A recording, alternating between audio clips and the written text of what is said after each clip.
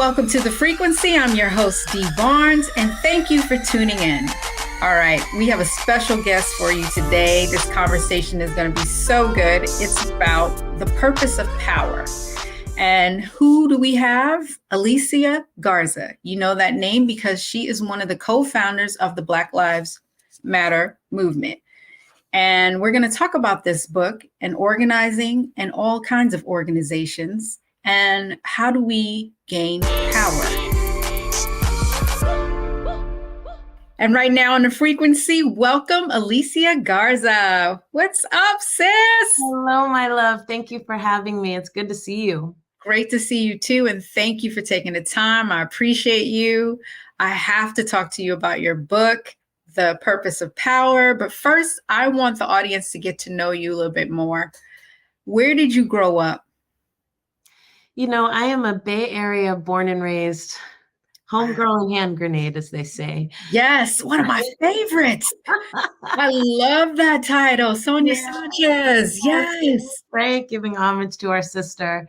That's right. Yeah, I'm born and raised in the Bay Area. I grew up for the first part of my life, well, all my younger life in Marin County, which is like north, I think, of San Francisco. It's on the other side of the Golden Gate Bridge, right in between the Golden Gate Bridge and the Richmond Bridge.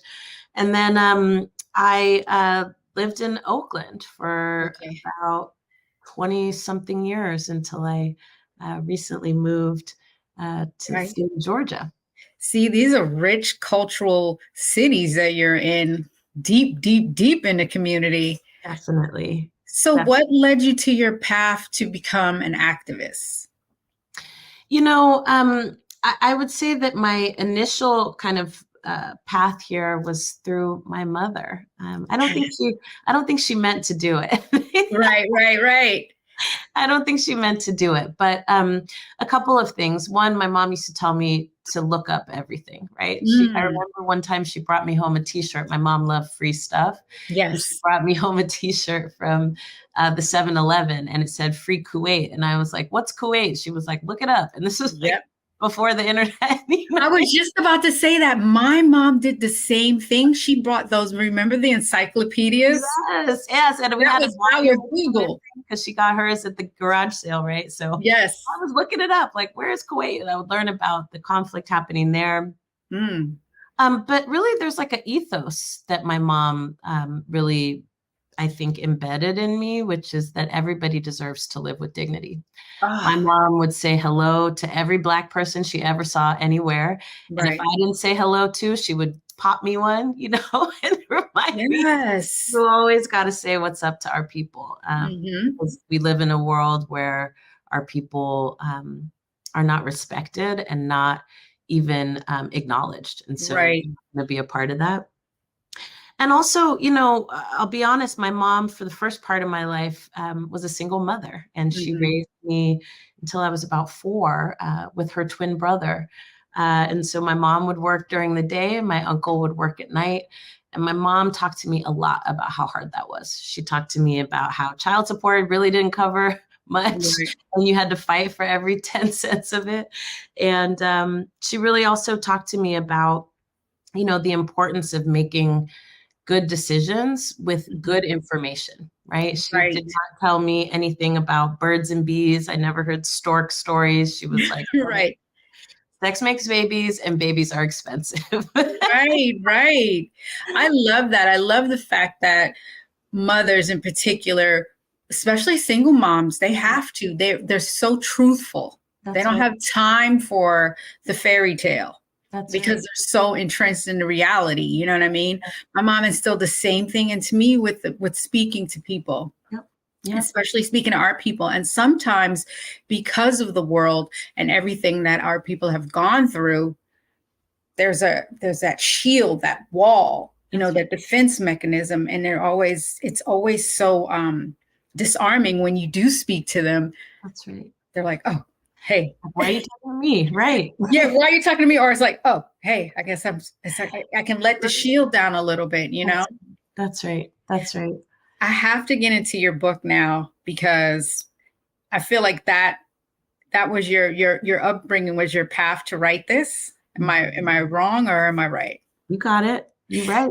The purpose of power. I love it. As you can see, I have all my my little stickies in it. It is amazing. I mean, first of all, I admire anyone who writes a full book. Yeah. You know what I mean? How did you get there? Like, how did you manage to go from beginning to end? You know, it's really funny. I have a few girlfriends right now who are writing books and they're trying to finish, and they're in the part of book writing, which I call just being in the tunnel. Yes. And you're like right in the middle of it. You can't see the light at the end and you can't see where you came from. You're just right. And you have to just keep digging and have faith that there's light on the other side. You know, one of the things that really inspired me to write this book, obviously, was my mother. Mm-hmm. But in addition to her, because my mom always loved my writing and always wanted me to be a writer. Nice. Which, you know, I had to, after she passed away, I didn't think I was going to finish the book. And I just knew, like, I got to do this for Mom. She would be very disappointed if I quit in the middle. But there was also like a political imperative for me. And, you know, we were right at the precipice of a major election in this country where we could have made some decisions that were permanent, right? Right. And I'm, of course, referring to the election between Trump and Biden. Yes. And really, it's not a party thing. You know, I mean, like many Black people, I do what I think is in my best interest. Right, of course. I mean, most people do. Right. But for me, you know, what I was looking at was the movement perspective. And, you know, there's not a lot of books on organizing. There's a lot of things that are retrospective and look back. And they're coming from the outside, right? These are people who study people who did the thing. And I think more of us who are actually doing the thing need to write. My book is not the definitive book on organizing, but it was meant to spark a conversation amongst other organizers and people who are trying to create change about what we think it takes and what we're doing it for. This work is really hard. If you don't have clarity about what you're trying to get out of it, then you're not going to be in it for very long. I also really wanted to put at the forefront, sister, that power is actually what we're fighting for. And that is really different than I think a lot of the ways that we talk to each other as Black people, especially about what it is that we want. I think we're taught in some ways that what we want is like white people's version of the thing, but make it Black. And I'm like, I'm not sure. I think we want the ability to make decisions for ourselves. And I think we want the ability to create systems that don't actually result in inequity and poverty and pain. And in order for us to do that, we actually have to consider, what does that take? It's not just empowerment, right? We talk to each other, and we get talked to a lot about feeling good about ourselves in the midst of conditions that are terrible, rather than changing the conditions themselves so that you actually can feel good and be doing good at the same time. Right. That's really what I'm trying to put on the table with the purpose of power. This is amazing. I'm so grateful we're having this conversation because there's so much I want to ask you. First, I want to break down what you said about movement. And it's something you said that was so profound in the book. You said that hashtags do not start movements, people do. That's right. And I was like, hello, because this generation is all about the hashtag. So can you break down what you meant by that? Yeah, well, you know, I've come to start saying that over the last decade because, you know, with the rise of Black Lives Matter, I think the most common question that I would hear, you know, besides, you know, don't all lives matter, which. Yes. Right? But the most common question that I would hear is, well, how did you start a movement from a hashtag? And I was like, I don't understand. That's not what happened here. Right. One, these movements are old, right? And they ebb and flow, right? I didn't start a movement. I started an organization with my sisters that is in the Black radical tradition, right? Right. And we didn't create that, right? Our people created that. through unspeakable conditions. And it came before us. And if we do our jobs right, it'll come after us too.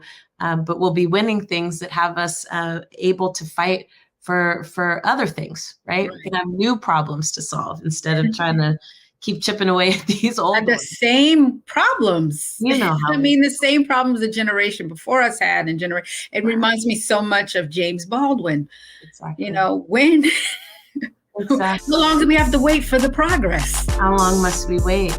How long must we wait for the progress? I'm just, it's profound when you say that you're chipping away at something that we're still dealing with. We're still dealing with it. Okay, listen, we're going to take a break. When we come back, we're going to go more into what we're still dealing with right here on the frequency on the Black Star Network.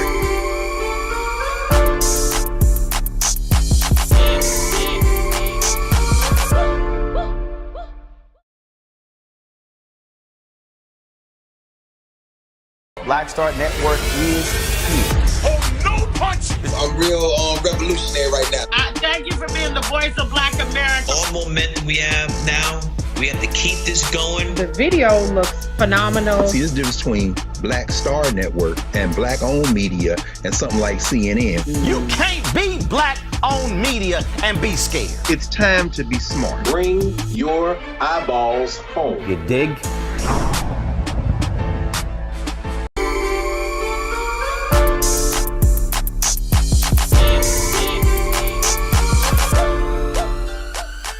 Back right here on the frequency with Alicia Garza, and we are talking about the movements and the movement that we're in right now and the battles that we are fighting.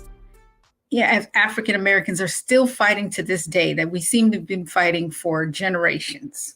Alicia, welcome back. When you said that, like I was just telling you, it made me want to laugh and cry at the same time, because why do you think that the progress is taking so long? We've sent out this message over and over again. What is it going to take? Mm-hmm. I think it's got to take a couple of things. Yes. And what I'm going to say, Sister Dee, you're going to understand deeply. One, I think it takes power. So we need to be making the rules. We need to be the people who are setting the agenda. And we need to have an agenda that is not just focused on a small group of people, but like does the best for the most amount of people. Right. So that's one piece.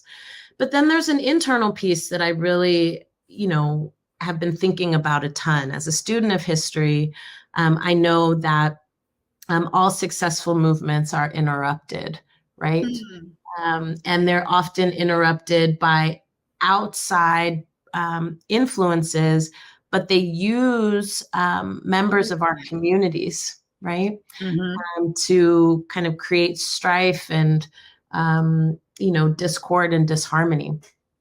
And, it's interesting because when you look throughout history at every successful movement, right, that has been an element. And the result of it, of course, is that our perspective on what it will take is that nothing can change anything, right? It leads to nihilism. It leads to apathy. We come to think of ourselves as inherently flawed people that can't get anything right. And I think we have to really develop and design tools to protect against that, especially in a culture where we are now bombarded with so much information that we don't know where it comes from. Right. Before we can fact check. Yeah, we just absorb it. Like, how long did it take for me to learn your story and your history, sister? Right. How long has it taken for people to understand that this movement is not hashtag fueled, but organizer fueled? Exactly. How long has it taken for people to really understand, what Dr. King was trying to do and what Malcolm X was trying to accomplish, what Sister Rosa was trying to accomplish, and even what this movement is trying to accomplish, and what has gotten in the way of that? I talk about this in the book about, the stories that we tell that I call fairy tales that we perpetuate, that make us feel better, but confuse us about how change happens and what gets in the way. And I don't subscribe to the notion that we're our own worst enemies, right? I don't do that. Okay. But what I will say is, if we really about this life, then we have to be committed to a more nuanced understanding, not just of human fallacy, right? A real thing. But we also have to be really deeply entrenched in the strategies that white supremacy and this government has used to keep itself intact. And we have to hold both of those things together, and then make assessments, right, about what we're working with and how it is that we move forward. Whew. You know, one of the things that each of these movements within the community, I've always, admired and tried to get involved with, but I never understood the process of an organizer and how do you organize? Can you please break that down for the audience? Because I know there's people out there that are like, I want to do something. I feel like I need to do something, but they don't know where to begin. They don't know how the process starts. And I'm one of those people. So please walk me through it, because I really want to know. I've been part of, for example, with hip hop, we were part of this process, the All in the Same Gang project, which was to stop gang violence. And I was all in, from the music part to the, we had these giveaways, and of course, corporate sponsorship got involved, and, then it becomes another thing. And then we went to the certain, heavily gang influenced area in Los Angeles, and we did the video, and we helped the community, and then packed up and left. And then I'd never seen them go back to do it. And I felt like that was something that I should have made, picked up the mantle to continue, or how. So can you please walk me through, like, how do you become an organizer, and what are the steps that it takes to create and maintain? Yeah. Well, first and foremost, I'm so glad you told that story, Sister Dee, because, I think where and who you work with is just as important as what you do. Oof. Yes. Yes. So, you are giving us some truth bombs today. Go ahead. I often say, it's important to figure out what you care about, and to find other people who care about the same things that you do. Right. But it's also important to understand, or to even consider, right? What's important to me about how the work gets done and who I'm working with. And I often find that people don't do that extra layer, right? And so then they get really deeply disappointed when they encounter something like what you encountered, right? Which was a misalignment, right, of goals and outcomes. Okay. Yes. And so, there are so many incredible organizations out there who prioritize and really live their values around, participation, right? And engagement, direct engagement, and really being led by people who are being impacted by the problems that you're trying to solve. People who are more relationship focused and based rather than, but there's lots of different ways to approach change, right? You can, give stuff away, right? That's a way to approach change. Right. And you can also give people the tools that they need to be the change makers themselves. Exactly. So whatever your approach is, find a group that shares your approach, not just the same thing you care about. And then the other thing I would say is that organizing is fundamentally about building relationships among people who don't currently know each other, who care about the same things and want to take action together. And so to be an organizer, you really need to first and foremost be somebody who can do good listening. Right. Somebody who is also themselves willing to share, your vision, your hopes, your fears, right? And then also someone who is thinking about over time, how do we think we solve this problem? Okay. And I think with organizing, we have this idea, right, that there's one person. This is an example of those fairy tales. We can all name, a leader of a movement, but can we name the engine behind it, right? Like, do people talk about Diane Nash? Do people talk about the fact that Sister Rosa continued to organize well into her 80s, right?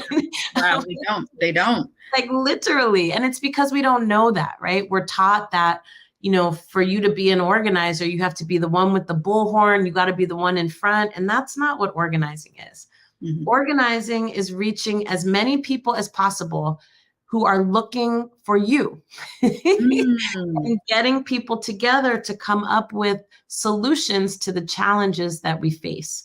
And what's core to that, at the very, very center of it, is being able to build relationships among people who might want the same thing, but they might come from different places. How do you build bridges amongst people's differences in order for us to take action together? Not get rid of the differences. The differences are not a bad thing. Right. It's how do you bring all those different elements together so that it becomes a song? Okay. Really what an organizer is. Is this something that you've always wanted to be when you were growing up? Like, I can't see you as a little child, even though you were raised in Oakland. So you had like the Black Panther, influence, community-based influence on you. But was that something that you wanted to do when you were like younger? You were like, this is what I want to do, maybe politics or something community? It's so funny. I didn't know what organizing really was until I got to college. Right. And, we got to think about that, right? Again, I didn't learn about organizing in middle school or high school, right? Of course not. And that was designed, and we can see in places like Florida, places like Alabama, right? They're trying to like reinstate that kind of stuff. Places like Texas, where, they have textbooks that say that there was no slavery. Right? Actually, slavery was people migrating from Africa to come here to work. That's literally what they're teaching in schools, right? Insane. That's insanity. It's bizarre. So I didn't grow up learning and knowing about organizing. And then on top of that, Sister Dee, growing up in the 80s and early 90s, I will say that, at that point, the Panthers were not at their height anymore. And so the way that people talked about that work was quite different. And it wasn't until I got to college and got exposed to texts and people, right? Work that I was like, I can do that. I'm social, I like to build relationships, but fundamentally I'm a connector. And that I think is my role, right?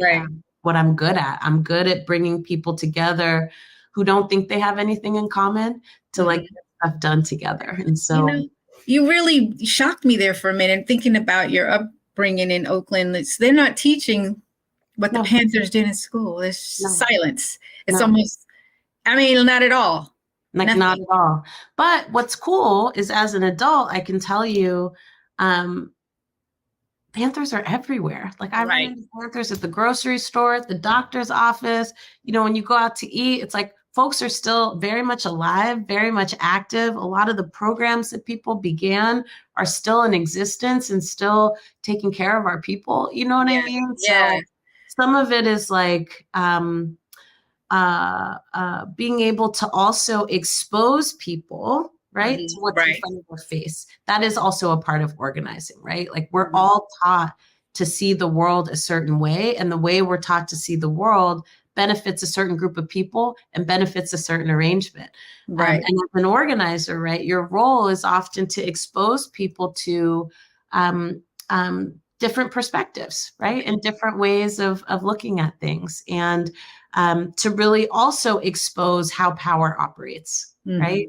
It wasn't until somebody organized me, right, that I understood, not only was I not taught this stuff, right, but there was actually an agenda behind not teaching me these things. Then I became committed to finding out more, right? Exactly. More. I feel like this is what people are doing now on YouTube, but they're going down weird, like rabbit holes that, may not take you into a good place. Yeah. Radicalizing people in different directions. We're going to take a break, and when we come back, we're going to get into our favorite chapters, the purpose of power, right here with Alicia Garza on The Frequency on the Black Star Network.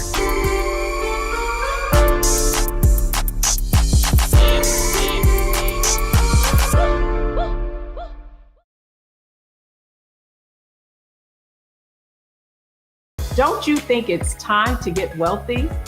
I'm Deborah Owens, America's Wealth Coach, and my new show on the Black Star Network focuses on the things your financial advisor or bank isn't telling you. So watch Get Wealthy on the Black Star Network.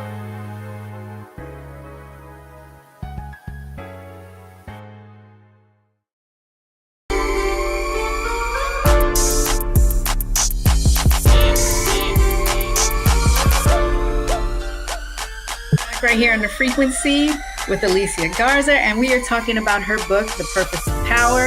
Alicia, please join me. How we come together when we fall apart, which I thought was, wow, interesting. I want to get into that, but I want to share something with you because the reason I was asking you about organizing too was also I had an experience with Diane Watson, Senator Diane Watson, when the whole Los Angeles riots happened. Mm-hmm. And this is when I was still doing the hip hop show, Pump It Up.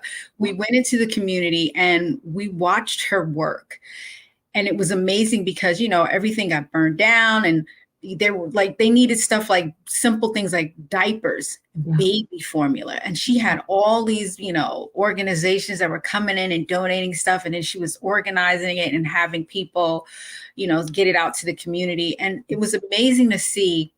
She was the front face, like you were talking about, but then she had all these people behind her that were doing it. And as I was, you know, speaking to her, just like I'm speaking to you, I was in awe because I was like, how does she do it? How is it being done? And I feel like your book, definitely for me, got to keep showing it because I love it. I'm going to give it out to a couple of people as gifts because like, it's a textbook on how to get it started. And when you say how we come together when we fall apart, it made me think about that moment in the Los Angeles riots where everything fell apart and then now we have to rebuild. Yeah. So what are some of your favorite chapters in the book? Oh, I have so many favorites. Okay. You know, it's funny because in writing the book, I don't think I did as much editing as I would have done if I had allowed myself to like think about it, right? Right. Stuff that I felt like just needed to be talked about that I felt like could be controversial, but shouldn't be, right? Like these are, again, in the same way that, right, like SNCC had all these debates about, you know, do we register people to vote or do we train people how to do direct action, right? Right. I feel like there are a series of debates that we need to have as a generation and figure out where we land in terms of how do we think we win in this moment? How do we think we come together when everything is very clearly disintegrating? One of my favorite chapters in this book is Pedestals, Profiles, and Platforms. And you know, it's a piece of the book where I really talk about how for the first time in my lifetime, you know, activists really got celebritized, right? Yes. This is not a thing that I had ever seen. I've been organizing for more than 20 years. You know, the more public and visible way that I'm known, I think, doesn't capture, right, how long I've been in this work. Right, it doesn't. I just want to say, like, this has not happened before in my lifetime where, you know, you have activists walking red carpets and, you know, we were fortunate enough to be named as like Time's most influential people of the year. Like, this is not a thing that happens. And, you know, there's all kinds of ways that people approach it. Some people have a real disdain for it and feel like it's opportunistic or it's somehow shady. You know, other people come into this work because that's what they want. Right. So we're kind of in that era now. And, I really make this argument that it's not that it's inherently good or bad. It's that you have to have clear strategy on what you're using it for. If you're using it just to boost your own personal profile, right? That's not actually moving us forward as a community. But if you're using those that level of exposure to also expose people to the issues and concerns and demands of your community, then that's a whole other conversation, altogether. I also kind of talk a little bit about the gender disparities, right? Of like who gets highlighted and who doesn't and why. And I talked a lot about, how, often it's men, right? Exactly. Gender, heterosexual men that get placed at the forefront. I remember seeing this cover, I think of like Vanity Fair, that made me want to like pluck my eyeballs out, right? Not because I don't love me some Tracy, because I love her. Right. Tracy. But because it was like, they were doing this like Martin Luther King, Malcolm X themed thing with like the woman in the background, but that's like not what was happening. Right. And actually what has been so powerful, I think, about this last decade is that we've really seen the increase of public visible leadership from women, from queer people, from trans people, right? And I think that is deeply important. And yet we had these kind of mainstream narratives, right, that we're still holding on to about the powerful man and the strong woman behind him. And so, we talk about that in that chapter. Another chapter that I'm really, that's relative to that is this chapter on imposter syndrome. Oh man, you're hitting the truth bomb, because I've been feeling that lately. I have been in it. Yeah, it's my love letter to us, honestly. And I talk about, right, how it's not so much that there may be some piece of imposter syndrome for Black women and women of color where we feel like we don't have the appropriate skills or we're just not good enough, right? But also patriarchy is a real thing. And, living in a world where men get to be mediocre. Okay. I'm talking the bare minimum. Just nothing. Literally. Just don't want a t-shirt, don't brush your teeth. No, and the audacity of it all, right? The audacity of it all. And but we live in a world where we have to navigate, when we say something, people look at us funny, but when a man says the same thing less skillfully than we did, right? Right. And everybody flocks towards what they said, even though it was your idea. Exactly. And so I want to highlight that because I think there are still. And when we say it as women, when we say it as women, we get picked apart. Totally. And that's on so many levels, right? Right. Whether it's, telling our stories, right, of how we've been done wrong, whether it's giving our ideas for how it is that we move forward. Right.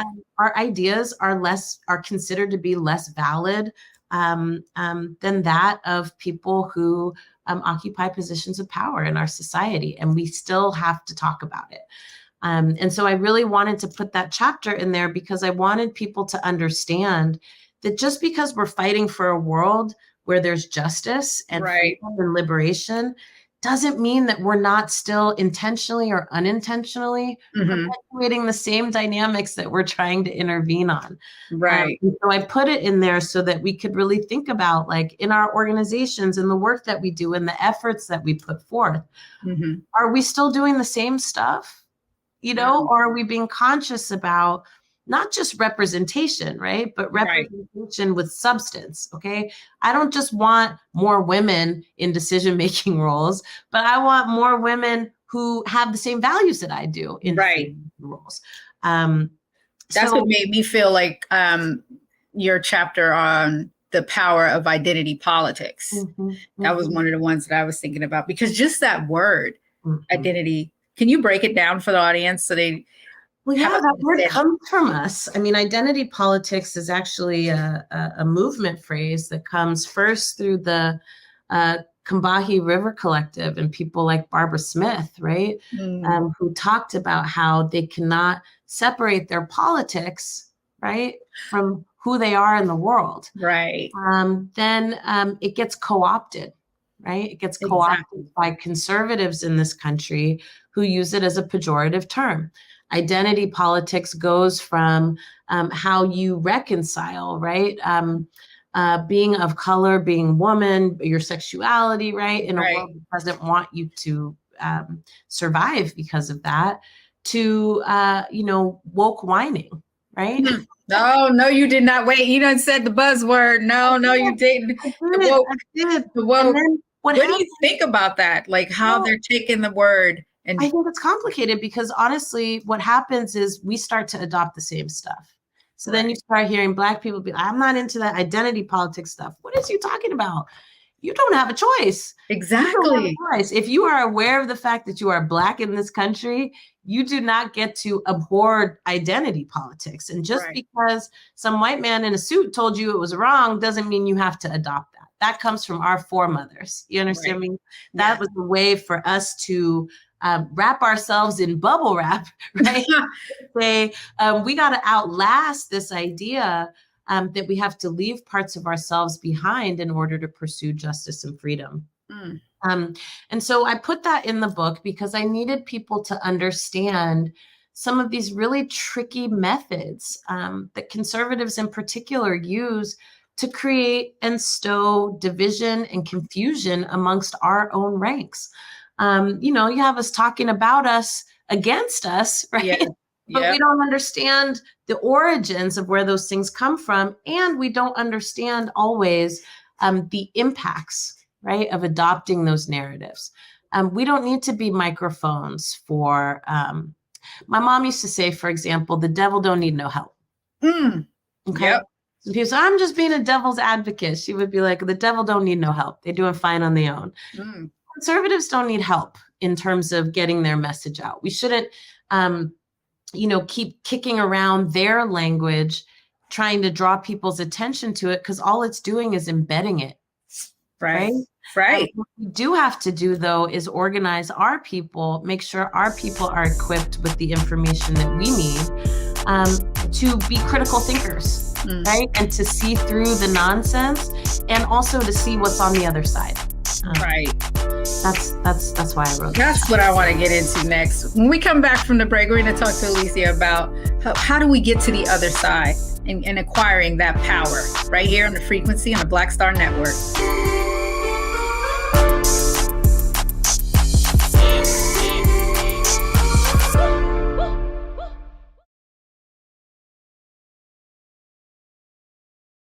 When you talk about blackness and what happens in Black culture, we're about covering these things that matter to us, speaking to our issues and concerns. This is a genuine people-powered movement. There's a lot of stuff that we're not getting. You get it, and you spread the word. We wish to plead our own cause. Too long have others spoken for us. We cannot tell our own story if we can't pay for it. This is about covering us. Invest in Black-owned media. Your dollars matter. We don't have to keep asking them to cover our stuff. So please support us in what we do, folks. We want to hit 2,000 people, $50 this month, raise $100,000. We're behind 100,000, so we want to hit that. Y'all money makes this possible. Checks and money orders go to P.O. Box 57196, Washington, D.C. 20037-0196. The Cash App is $RM Unfiltered. PayPal is R Martin Unfiltered. Venmo is RM Unfiltered. Zelle is roland@rolandsmartin.com.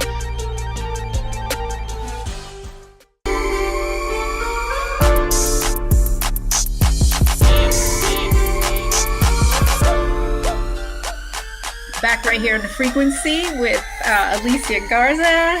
We're talking about her book, The Purpose of Power.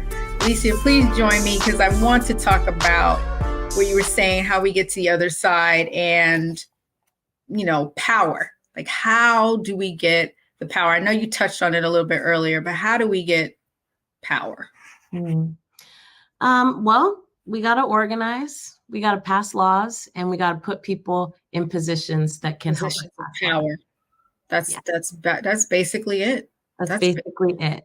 And I think that's important because I think a lot of people haven't fully thought about how power works and also how we get it. Right. And so I hear people all the time being like, we should just boycott or we should just not participate. And I'm like, okay, I hear you. But here's the challenge with that. It makes you feel good. Right. It definitely makes you feel good. But the machine continues without you, and it makes laws about you, and it makes laws without you. And so if you're abstaining, from moral objection, I get it. I get it. But like, who stops the machine? Are you thinking about getting into politics, like running for any type of office? When I was in Oakland, I thought about it. We're a tight-knit community there, and we've got some of the best people to do it coming out of our state. Right. I am really excited to support, one of my mentors and sheroes, Congresswoman Barbara Lee, for Senate. Yes. And she will be the only Black woman in the U.S. Senate if she is elected, and the only Black woman for sure with our values. So big shout out to Congresswoman Lee. Yes. And we'll be working, to make sure that her race is successful. And then also my sister, Latifah Simon, who is a warrior and has been a warrior since she was like 16 years old, right? Like people don't know that Latifah, I believe, is the youngest person, one of the youngest people to win a MacArthur Genius Award. I mean, like Latifah has been helping to like run the BART transit system for the last 10 years and killing it, and has brought in more money than any of her predecessors to help improve the system. I wouldn't have known about her until you tweeted about her. That's what I'm saying. I'm obsessed with her, and she happens to be my friend. But one of the reasons that I'm obsessed with her is that Latifah does all this stuff, right? And she just moves how she moves. She doesn't do it for the accolades, right? She just moves how she moves, like, putting community ambassadors on BART instead of police officers, right? Like she knows what's up. So she is running for Congresswoman Lee's seat. And so this time next year, we could be putting 2 Black women from California into the United States Congress, which I'm 100% for. And I would just love to work for and behind them. That would make me so happy. That's how you get involved. You're working as a support system. I see you. I see you as like the help in the foundation.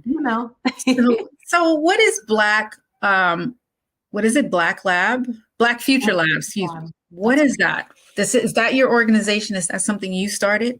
Yeah. So in 2017, I left Black Lives Matter because I really wanted to start an organization that was focused on building power with elections.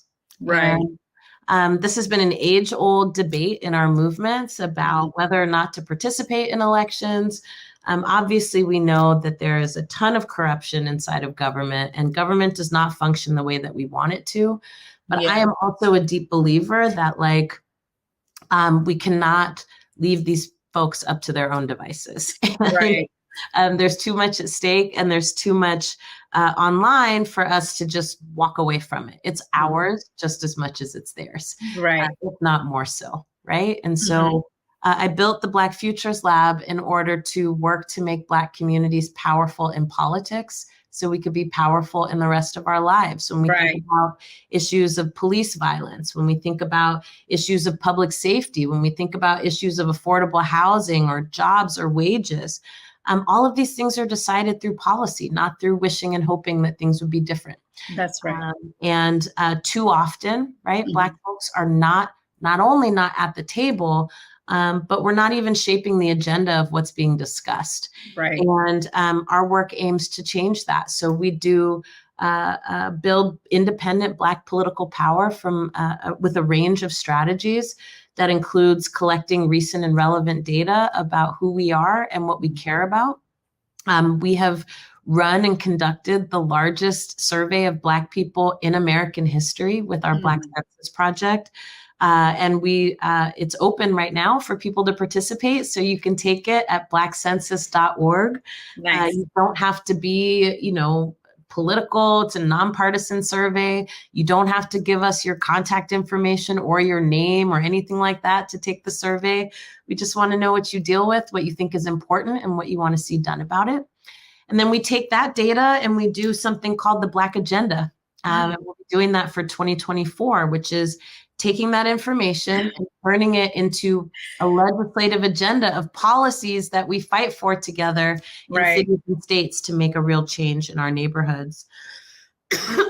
We also do door-to-door organizing, and we educate, activate, and motivate Black people to participate. And not because our ancestors died for the right or anything like that, just we can be powerful, right? Exactly. It's us that are putting these issues on the map. And it's important for us to participate so that we can maintain and build our power. So that's something that we work on.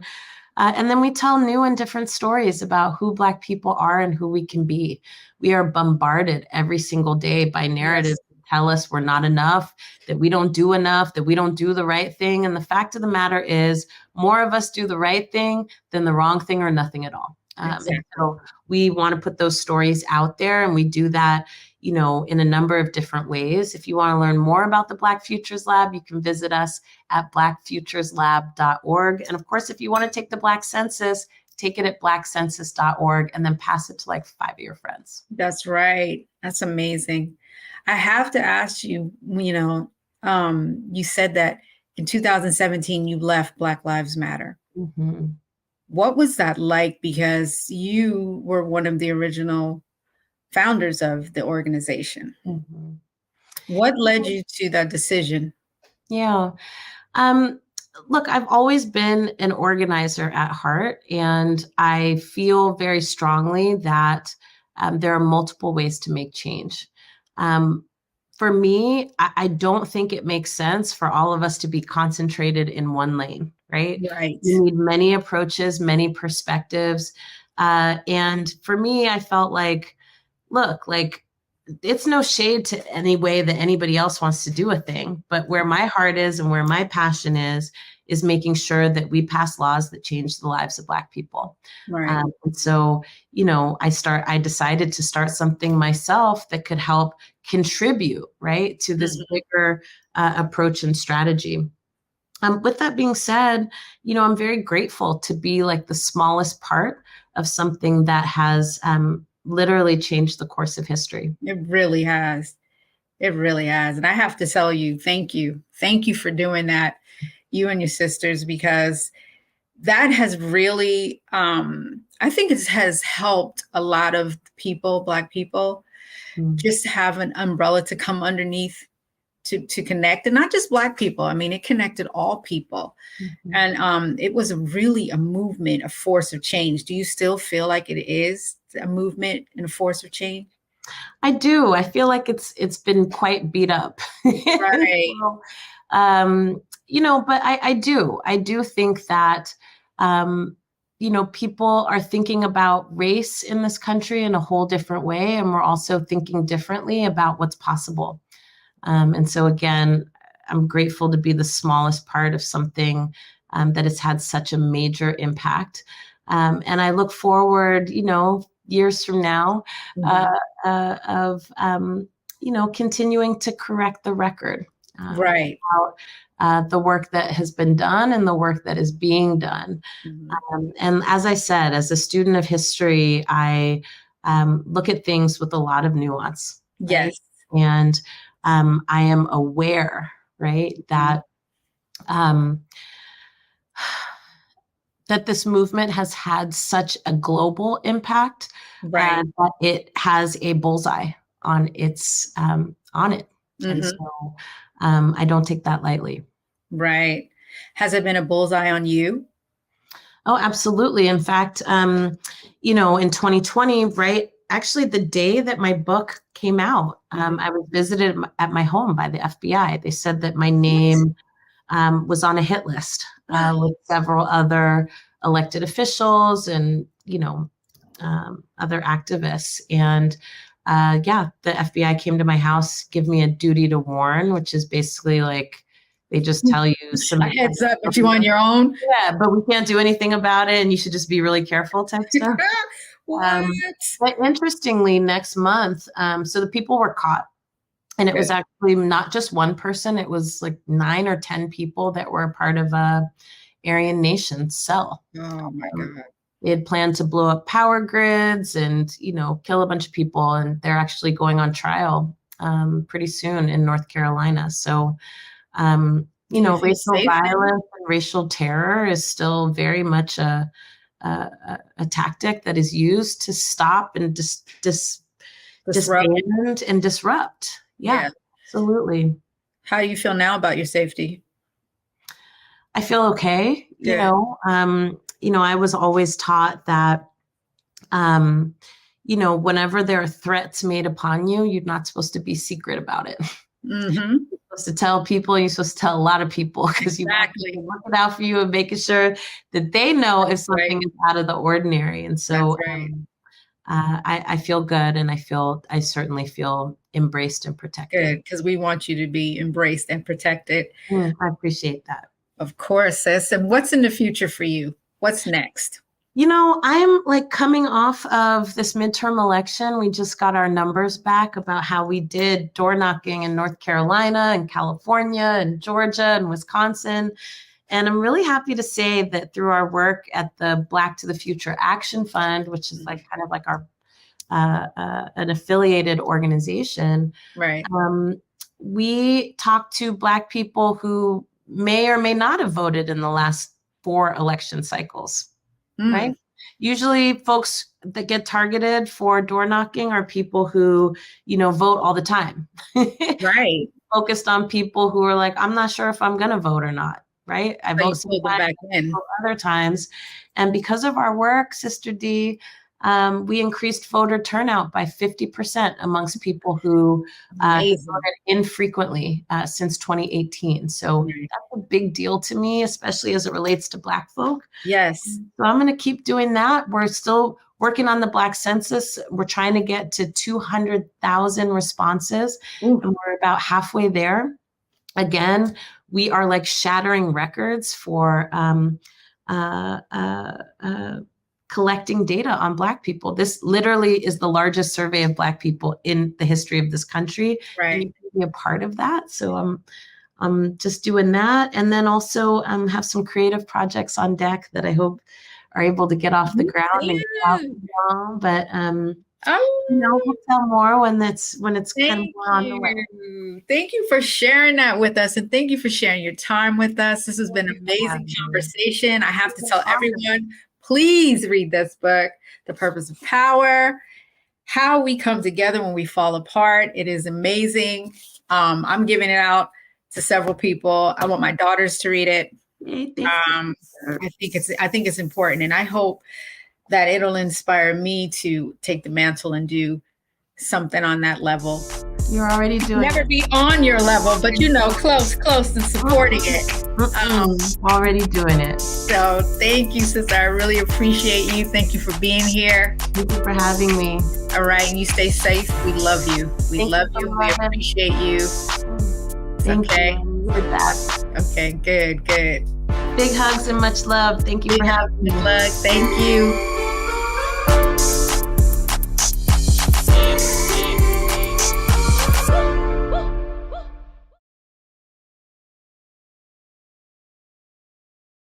Hatred on the streets, a horrific scene, a white nationalist rally that descended into deadly violence. White people are losing their damn minds. As an angry pro-Trump mob storms the U.S. Capitol, we're about to see the rise of what I call white minority resistance. We have seen white folks in this country who simply cannot tolerate Black folks voting. I think what we're seeing is the inevitable result of violent denial. This is part of American history. Every time that people of color have made progress, whether real or symbolic, there has been what Carol Anderson at Emory University calls white rage as a backlash. This is the rise of the Proud Boys and the Boogaloo Boys. America, there's going to be more of this. Here's all the Proud Boys, guys. This country is getting increasingly racist in its behaviors and its attitudes because of the fear of white people. The fear that they're taking our jobs, they're taking our resources, they're taking our women. This is white fear.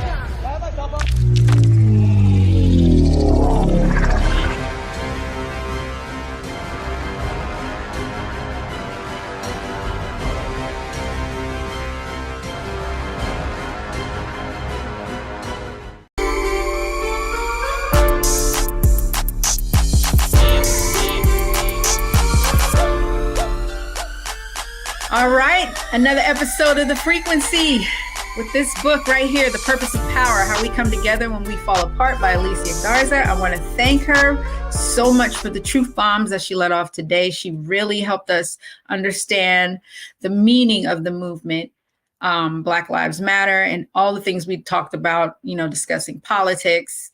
And I hope that, everyone out there enjoyed this conversation and that you take something from it where you might go into your own community and start a movement, an organization. Remember, it doesn't start from hashtags, it starts from people. Thank you. I'll catch you next time.